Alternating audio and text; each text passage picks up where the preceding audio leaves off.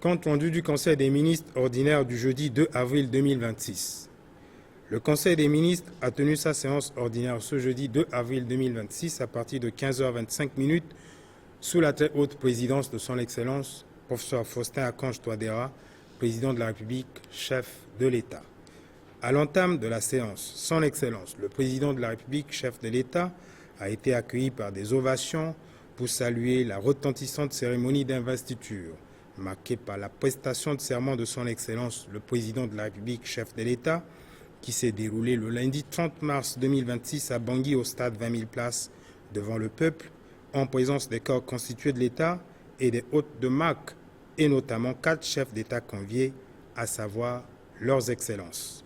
M. Évariste Ndayishimiye, président de la République du Burundi, président en exercice de l'Union africaine. M. Denis Sassou Nguesso, président de la République du Congo, président en exercice de la conférence des chefs d'État de la CEMAC. M. Azali Assoumani, président de l'Union des Comores, et M. Brice Clotaire Oligui Nguema, président de la République du Gabon. En évoquant les caractères prestigieux de cet événement majeur, qui plus témoigne devant le monde entier de la vitalité de notre modèle de démocratie, sans cesse consolidé par la tenue régulière des élections depuis le retour à la légalité constitutionnelle le 30 mars 2016, le Premier ministre, chef du gouvernement, a exprimé au nom de toute l'équipe gouvernementale et en son nom propre des vœux de pleine réussite et de grande réalisation sous la bienveillance divine au travers de la mise en œuvre de la vision éclairée du président de la République telle que déclinée dans son projet de société au profit de l'intérêt général et d'une nation prospère. En reprenant la parole, son Excellence, le président de la République, chef de l'État, nanti de la confiance du peuple et des attributs du pouvoir conférés par la Constitution, a remercié Dieu et rendu un vibrant hommage à l'élan de souveraineté nationale sans cesse conforté par la ferveur citoyenne d'une population résiliente et toujours alignée sur le sentier d'un Centrafrique émergent. De plus, le premier président investi sous l'ère de la 7e République a félicité toute l'équipe gouvernementale et le comité d'organisation de la cérémonie d'investiture présidé par le Premier ministre chef du gouvernement pour la qualité remarquable de l'organisation de cet événement qui fera date, d'autant plus que sa préparation a été mise à contribution pour accentuer le chantier en cours de modernisation de la voirie urbaine. Bangui a fait peau neuve, comme l'ont attesté des hôtes de marque, dont le témoignage incontestable est en mesure de participer à déconstruire l'absurdité de certains narratifs pessimistes entretenus par des dispositions malveillantes et la mauvaise propagande. Poursuivant sa revue de l'investiture, son Excellence, le président de la République, chef de l'État, s'est référé au discours de circonstance qui appelle à transcender les clivages électoraux pour rassembler la nation. Le chef de l'exécutif a appelé l'attention des membres du Conseil sur les différentes tonalités du discours adressé aux uns et aux autres et placé sous le signe de l'ouverture d'un nouveau chapitre portant l'estampille particulière de la foi dans l'avenir et en notre communauté de destin, quand bien même qu'il ne manque pas d'âme dont l'enthousiasme est inhibé par les chantres du défaitisme, du scepticisme et du chaos. Suite aux appréciations de son Excellence, le président de la République, chef de l'État, les délibérations du Conseil siégeant sous sa très haute présidence se sont articulées autour des points suivants inscrits à l'ordre du jour. 1. Les dossiers à examiner. 2. Les communications ministérielles. 3. Les divers. L'établissement de l'ordre du jour a été procédé avec l'autorisation de son Excellence, le président de la République, chef de l'État, de la présentation par le ministre chargé du secrétariat général du gouvernement et des relations avec les institutions de la République de la position des membres du gouvernement absents. Au titre des dossiers à examiner, ministère de la Santé et de la Population. Autorisé par son Excellence, le président de la République, chef de l'État à prendre la parole, le ministre chargé de la Santé et de la Population a soumis à l'examen du Conseil un projet de loi portant code de commercialisation des substituts du lait maternel. L'argumentaire du dossier considère les circonstances de droit et de fait ci-après. Le droit à la santé est garanti par la Constitution de la République centrafricaine. Du fait des alertes de malnutrition infantile dès les années 1960 des études avaient démontré un lien de causalité entre l'émaciation aiguë et l'insuffisance d'un allaitement adéquat. Lors de la 33e Assemblée mondiale de la santé en mai 1980, la déclaration et les recommandations conjointes de l'Organisation mondiale de la santé et de l'UNICEF formulaient la nécessité de définir un code international de commercialisation des préparations pour nourrissons et autres produits utilisés comme substitut du lait maternel. C'est ainsi que le 21 mai 1981, l'Assemblée mondiale de la santé a adopté un code international de commercialisation des préparations pour nourrissons et autres produits utilisés comme substitut du lait maternel, ratifié par la République centrafricaine. À ce jour, sur les 194 pays membres de l'Assemblée mondiale de la santé, seuls 145 disposent de leur code de commercialisation des substituts du lait maternel. Dans l'optique d'entrer en conformité avec l'engagement pris en 1981, la République centrafricaine avait entamé le processus de rédaction de son code dont les principaux points sont d'interdire, de mener la promotion des substituts du lait maternel au grand public, de donner des échantillons gratuits, de faire toute promotion de produits dans le système de soins de santé, incluant la distribution d'aliments gratuits ou à bas prix, d'utiliser le personnel payé par les fabricants pour contacter ou donner des conseils aux maires,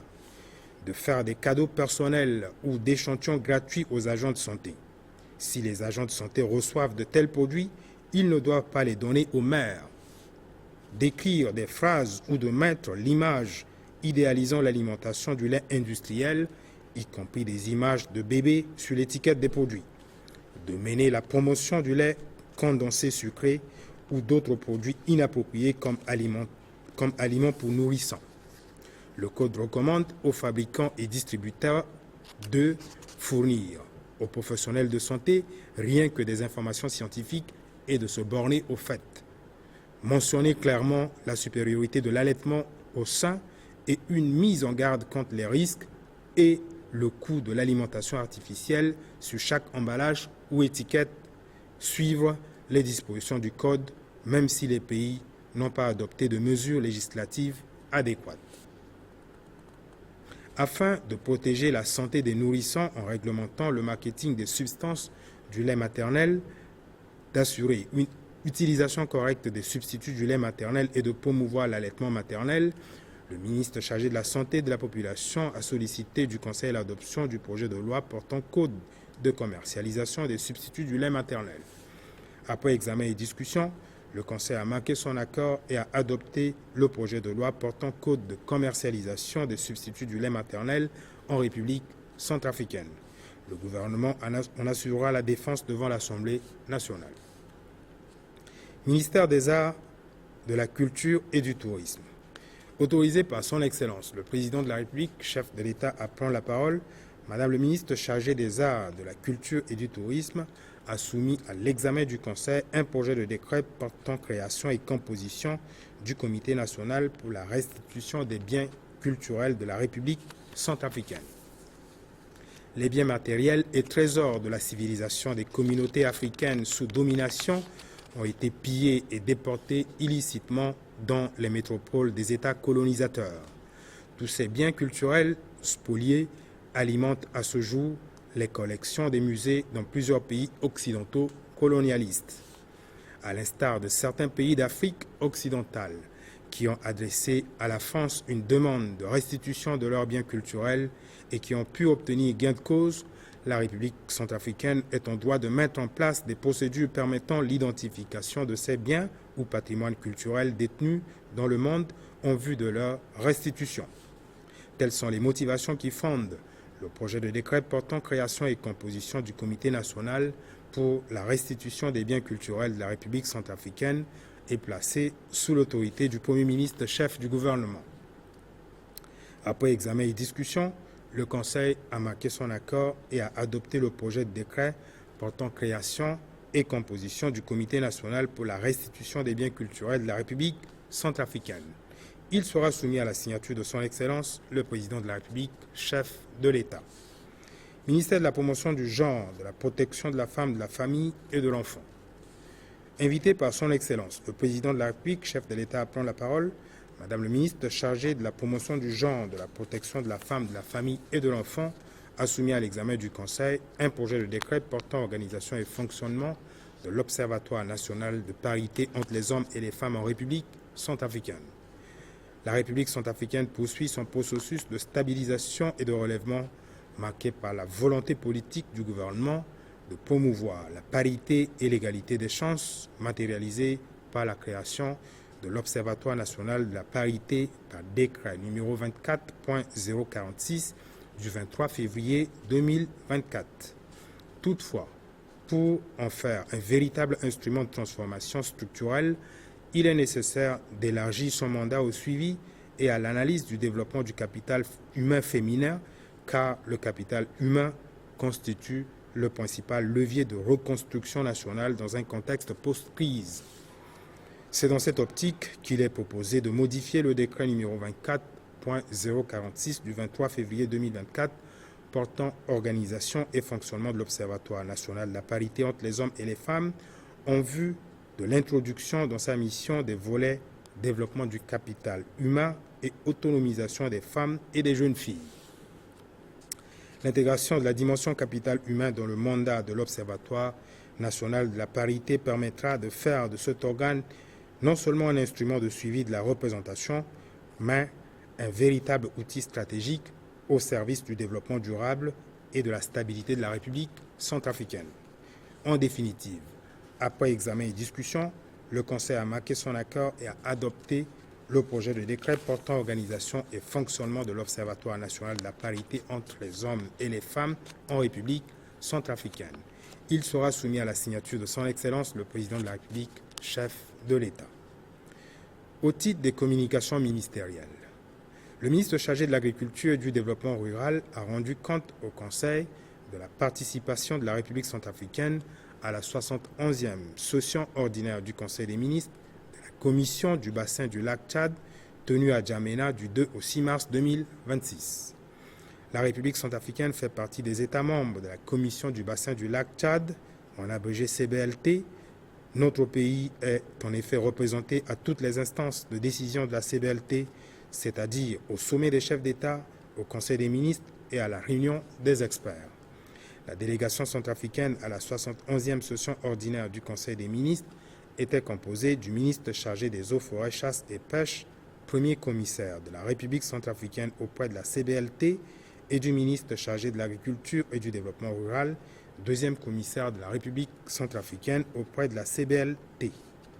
Lors de cette session du Conseil des ministres de la Commission du bassin du lac Tchad, il était relevé que certains États étaient en retard de paiement de leurs contributions annuelles. Le Conseil des ministres a relevé que l'accumulation des arriérés de paiement des contributions des États membres en 2025 devient une contrainte au financement des activités de la CBLT. Il a incité les États à concrétiser leurs engagements et leur solidarité en libérant annuellement leurs contributions ainsi qu'une partie des arriérés. La mission du gouvernement centrafricain à la 71e session ordinaire du Conseil des ministres de la CBLT a consisté en un travail diplomatique et de plaidoyer international, environnemental et écosystémique pour la mobilisation de ressources en vue de préserver le bassin du lac dont les bénéficiaires amélioreront l'image de la nation centrafricaine. Les commissaires ont désigné l'ambassadeur Ibrahim Babani, de nationalité nigérienne, comme nouveau secrétaire exécutif de la Commission du bassin du lac Tchad et ont convenu unanimement de la tenue de la 72e session ordinaire du Conseil des ministres à Bangui, en République centrafricaine, au plus tard en novembre 2026. Le Conseil en a pris acte. Le ministre chargé de l'Environnement et du Développement durable a rendu compte au Conseil de la participation de la République centrafricaine en qualité d'État membre à la réunion des ministres de la Commission climat du bassin du Congo et du Fonds bleu pour le bassin du Congo qui s'est tenue à Brazzaville le 10 février 2026. La délégation centrafricaine a été conduite par le ministre chargé des eaux, forêts, chasse et pêche, ministre intérimaire du ministre chargé de l'Environnement et du Développement durable, accompagné des points focaux du Fonds bleu. L'objet de cette conférence de haut niveau était la validation politique des documents techniques et stratégiques préparés par les points focaux et les experts en finance, servant d'étape préparatoire à la table ronde des bailleurs de fonds pour le financement du plan d'investissement du Fonds bleu pour le bassin du Congo, à laquelle sont conviés les chefs d'État et de gouvernement. La République centrafricaine a présenté 2 projets phares tirés des axes stratégiques du plan national de développement de la période 2024-2028.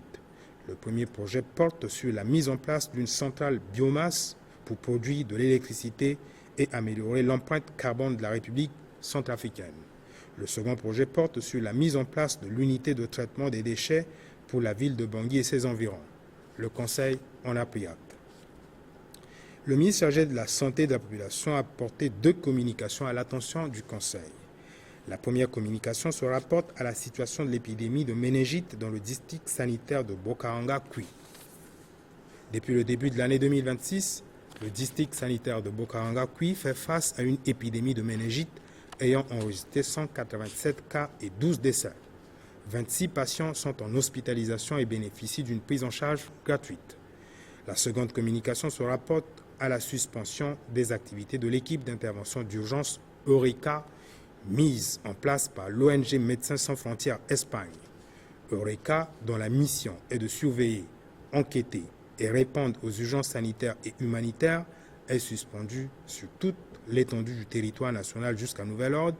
pour manque de collaboration avec les services publics, non-respect répété des dispositions du mémorandum d'entente et pour une campagne de désinformation contre les actions du gouvernement en matière de gestion des épidémies. Par ailleurs, le ministre chargé de la Santé de la population a annoncé au Conseil la célébration prochaine, le 7 avril 2026, de la Journée mondiale de la santé autour du thème « Unissons-nous pour la santé, soutenons la science ». Le ministre chargé de l'administration du territoire, de la décentralisation et du développement local, coordonnateur national de l'opération Kwati-Kodro, a rendu compte au Conseil des activités de l'opération Kwati-Kodro du samedi 28 mars 2026. Les activités citoyennes instaurées par son Excellence, le Président de la République, chef de l'État, axées sur l'assainissement et l'aménagement urbain, se sont déroulées dans le Grand Bangui et dans d'autres préfectures de notre pays, en prélude à la cérémonie d'investiture de son Excellence, le Président de la République, chef de l'État, qui aura lieu le lundi 30 mars 2026. Dans le Grand Bangui, le ministre chargé de l'administration du territoire, de la décentralisation et du développement local, coordonnateur national de l'opération Kwati-Kodro, a assuré la supervision autour des points de gravité que sont la place de la réconciliation, le marché combattant, le rond-point du lycée Barthélemy Boganda, le stade 20 000 places et le rond-point PK0. On notait la participation des personnalités au rang desquelles Madame le ministre chargée de l'action humanitaire, de la solidarité et de la réconciliation nationale qui, avec l'accompagnement des organisations des femmes et de la jeunesse du parti MCU, a mené des activités de salubrité dans le premier arrondissement. Dans les 8 autres arrondissements du Grand Bangui, les activités de Kwati-Kodro ont connu la participation remarquable des autorités locales, des comités locaux et des associations affiliées, au rang desquelles l'Amicale des femmes et cadres du parti Mouvement Cœurs Unis, l'association TNG, l'association Sewa Touadéra doit rester du marché central, le collectif des associations et comités de soutien au président de la République, l'association Touadéra Lingina Kwasso, l'association Touadéra doit doubler d'efforts, les associations Wali Koligara, TNG, Bebogouin, Nadona Bebuka, Mamboko na Mamboko, Kozafat, Bebofi, Kokafat, JLT, RST, ATS, Kine, l'association Touadéra Espoir du Peuple et l'association Wali Molondo Emaï. En province, les travaux de ramassage d'ordures, de nettoyage et de curage de caniveaux se sont déroulés à Bossambélé, Bouka, Bria, Aba, Berberati, Bambari, Boire, Kagabandoro, Pawa et Sibut sous la supervision des gouverneurs et des préfets. Le Conseil en a pris acte.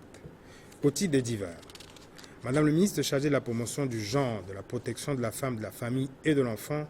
a porté à l'attention du Conseil que Madame Cécile Guéret, ex-présidente de la délégation spéciale de la ville de Bangui, présidente de la plateforme des femmes engagées en politique, s'est éteinte le jeudi 2 avril 2026. Le Conseil a salué le parcours éminent d'une grande commise de l'État ainsi que la mémoire d'une figure emblématique du dialogue social et de la promotion des droits des femmes. Le ministre chargé de l'administration du territoire, de la décentralisation et du développement local a annoncé au Conseil que dans le cadre de l'exécution du projet de gouvernance locale et de résilience des communautés dénommé ECPINGA, soutenu par la Banque mondiale, le ministère de l'administration du territoire, de la décentralisation et du développement local recevra le vendredi 3 avril 2026, au titre de la mise en œuvre de la politique de décentralisation et du développement local, une dotation en moyens roulants et en équipement informatique précédant la construction en perspective de buildings administratifs et d'infrastructures communautaires dans certaines régions. L'ordre du jour étant épuisé, Son Excellence, le Président de la République, chef de l'État, a levé la séance à 17h30. Faite à Bangui le 2 avril 2026, le ministre chargé du secrétariat général du gouvernement et des relations avec les institutions de la République, Ernest Mada. Je vous remercie.